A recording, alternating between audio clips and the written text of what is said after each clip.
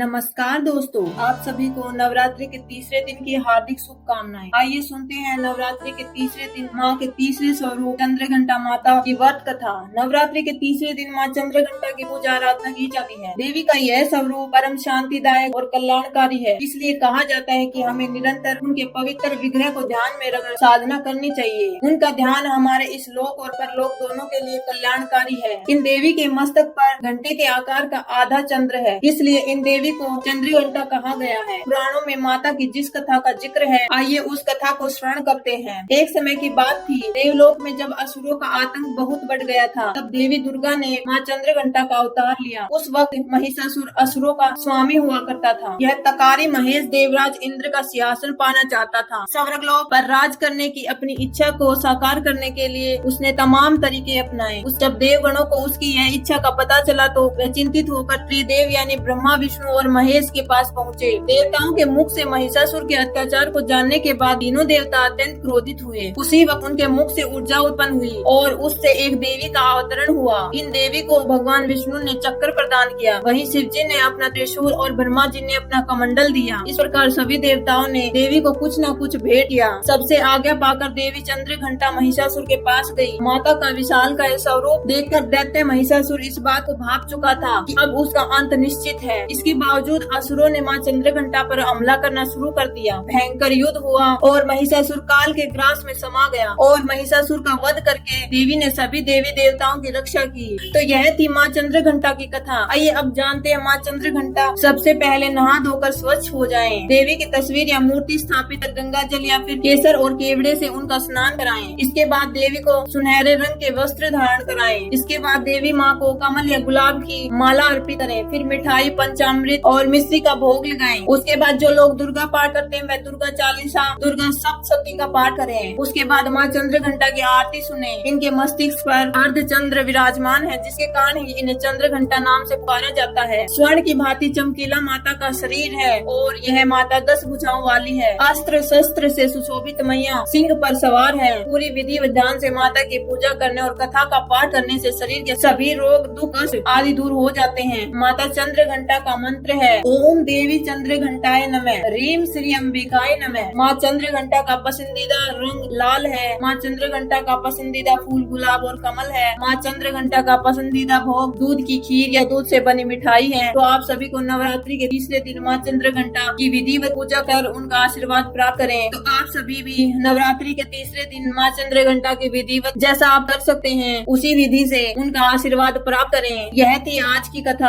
आपको यह कथा कैसी लगी कमेंट करके जरूर बताएं। साथ ही मेरे चैनल गोगोरिया गुरु को सब्सक्राइब करना ना भूलें। धन्यवाद।